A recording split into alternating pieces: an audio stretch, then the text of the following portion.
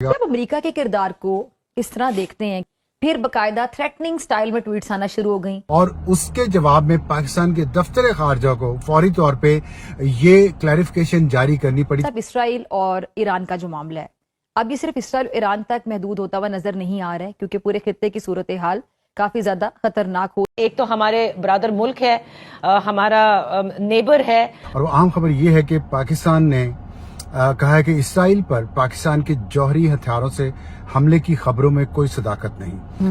लेकिन जो 200 जहाज उन्होंने भेजे और ये अपने कभी दरमियानी तैयारी ही थी। पाकिस्तान ने अमेरिका को ये बात कन्वे कर दी है, डोनाल्ड ट्रंप को, कि अगर इसराइल ने ईरान पर न्यूक्लियर वेपन से हमला किया तो पाकिस्तान इसराइल पर न्यूक्लियर वेपन से हमला कर दे सकती है। आपको क्या इजराइल से पाकिस्तान के लिए भी खतरा लगता है?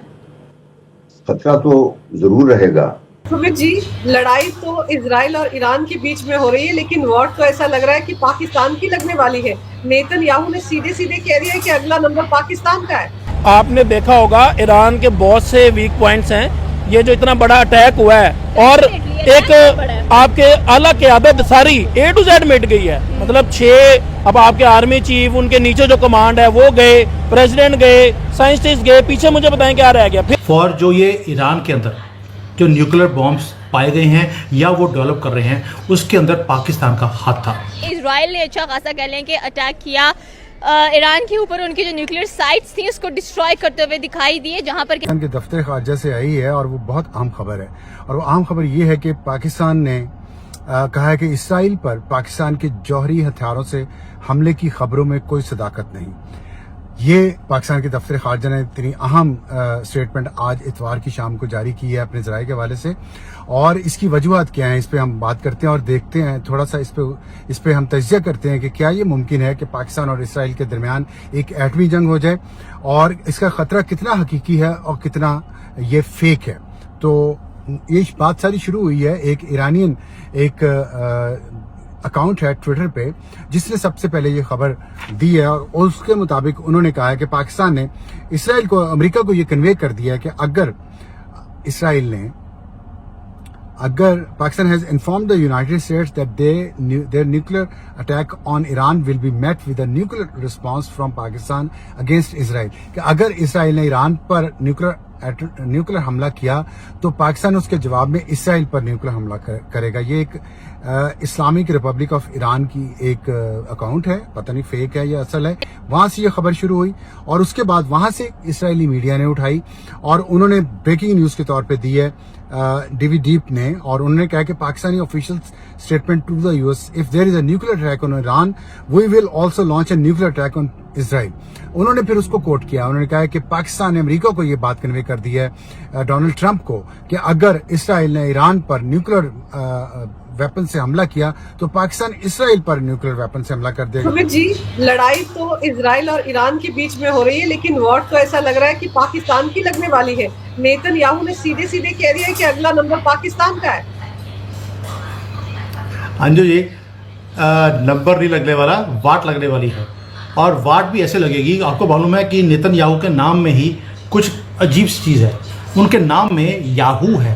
तो सुबह उठकर जैसे ही नेतन्याहू याहू बोलते हैं, या तो गाजा का बाजा बन जाता है या ईरान के ऊपर बॉम्ब गिर जाता है। और अब उन्होंने तीसरी बार याहू बोला है, 2 का तो निपटारा कर दिया, अब यह बोल दिया उन्होंने कि Asim Munir and his party are responsible for जो ये ईरान के अंदर जो न्यूक्लियर बॉम्ब्स पाए गए हैं या वो डेवलप कर रहे हैं, उसके अंदर पाकिस्तान का हाथ था।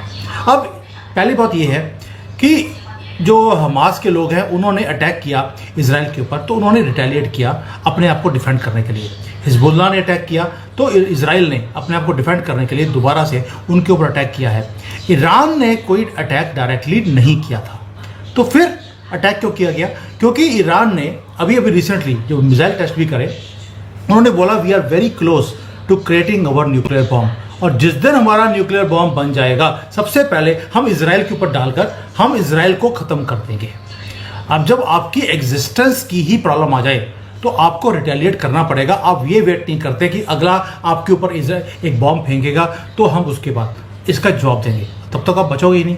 लेकिन जब उन्होंने इन्वेस्टिगेट किया कि भाई जो ईरान है वो तो 30-40 साल से लगा हुआ है बॉम्ब को बनाने के लिए, लेकिन बना नहीं पाया, एकदम से ये बॉम्ब कैसे बन गया? जब इन्वेस्टिगेशन किया गया है तो कुछ कड़ियां, मैं आपके शो के ऊपर कई बार बोलता हूं कैसे ईरान के न्यूक्लियर प्रोग्राम के अंदर इन्वॉल्व था। 3-4 महीने पहले 18-20 न्यूक्लियर साइंटिस्ट एकदम से अगवा हो जाते हैं। अब उनमें से 2-3 जो आर्मी के लोग थे, बेकार के, जिसको चपरासी बोलते हैं, उनको वापस भेज दिया गया, कुछ नहीं किया उनको, और बाकी के आज तक लापता है। और पाकिस्तान की आर्मी ने उनको बचाने के लिए कोई मुहिम भी शुरू नहीं करी, कोई प्रेस रिलीज नहीं, कुछ नहीं कि उन साइंटिस्ट का क्या हुआ, वो कहां गए।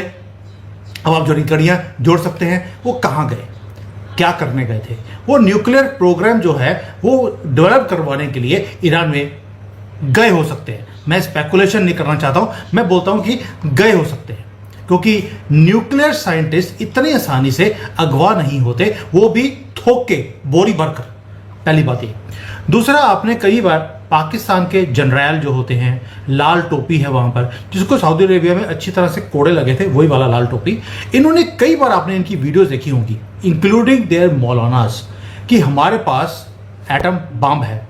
ये एटम बम हमने म्यूजियम में रखने के लिए नहीं रखा, हमें चाहिए कि हमारे पास अगर पैसे की कमी है, हमें इसको बेच देना चाहिए। ओपनली इनकी गवर्नमेंट के लोगों ने, इनके मंत्रियों ने, शेख रशीद को बड़ी बार सुना है हमने कि हमारे पास पाव के बम है, हम बेचेंगे, हमारे पास अरबों रुपए आ जाएंगे, हम अकेले एक इस्लामिक मुल्क हैं जिसके पास एटम बम है। तो ये जो सारी चीजें हैं, ओपन डिक्लेरेशन कि हम ईरान को सपोर्ट करेंगे, हम हर एक कंट्री को सपोर्ट करेंगे जो इजराइल के साथ पंगा लेगा।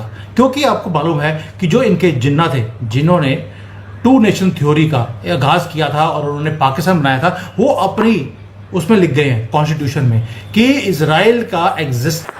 हेलो दोस्तों, नमस्कार। ये मेरी नई वीडियो आ गई है। मेरे चैनल का नाम है पाकिस्तान कल तक न्यूज़। ये न्यूज़ चैनल जो खुला है, नया न्यूज़ चैनल है, तो प्लीज़ मेरे चैनल को सब्सक्राइब करें, प्यार दें, लाइक करें, कमेंट करें, शेयर करें। जो आज की न्यूज़ आई है वो पाकिस्तान, इजराइल और ईरान के ऊपर है। पाकिस्तानी मीडिया उछल के, पाकिस्तानी मंत्री उछल के बोल रहे थे कि हम न्यूक्लियर अटैक कर देंगे इजराइल के ऊपर अगर ईरान पे हमला हुआ तो कोई, मगर अब मुंह ज़्यादा बोलना भारी पड़ गया। अब पाकिस्तानी मीडिया, पाकिस्तानी मंत्री वो पीछे हाथ खींच रहे हैं। अमेरिका ने धमकी दी है, क्या बोल दिया तूने, अमेरिका का नाम आते ही पाकिस्तान के पसीने छूट गए और पीछे पाँव खींच लिए पाकिस्तान ने, और कह रहा है भैया हमारा कोई ऐसा इरादा नहीं है, हम ऐसा कुछ नहीं कर सकते, हमारा कोई लेना देना नहीं है, केवल हम मिडिल ईस्ट के अंदर रहते हैं, हमारा नेबरिंग कंट्री ईरान है, इसके अलावा हमारा कोई रिश्ता नहीं है ईरान से। मगर पहले तो कूद के परमाणु बम तक की धमकी दे दी इजराइल को। क्योंकि भैया इजराइल इंडिया का दोस्त है, इसलिए वो धमकी दे रहा है। उसे समझ में आ गया कि वो इंडिया का दोस्त भी है भाई, वो अमेरिका का दोस्त भी है, वो पूरे वेस्ट का दोस्त है। तुम आतंकवाद का साथ दोगे तो ये कोई तुम्हारा सपोर्ट नहीं करेगा। ये पाकिस्तान को दिखा, समझ में आया, अब हाथ खींच लिए पीछे। पहले मुंह फाड़ के हाय हल्ला करते गए, अब मुंह छुपा रहे हैं, हमने कुछ नहीं बोला, हमने कुछ नहीं करा। इसी पे पाकिस्तानी मीडिया डिबेट कर रहा है। आजुक काजमी, फिजा खान, कमर चीमा, आरजू काजमी, अदर न्यूज़ चैनल वाले इस टॉपिक पे बात कर रहे हैं, अपनी बात रख रहे हैं, समझा रहे हैं, और पाकिस्तान को कोशिश कर रहे हैं कि नीचा नहीं देखना पड़े। मगर क्या करें, मुंह फटे नेता, मुंह फटी मीडिया, कुछ भी बोलना, कुछ भी करना, अपने आप को सेटिस्फेक्शन करना, कोई गाल पे थप्पड़ मारता रहे, कुछ करता रहे। चलो मैंने बहुत बोल लिया। मेरे चैनल को सब्सक्राइब करें, लाइक करें, कमेंट करें, शेयर करें। Thank you so much, bye.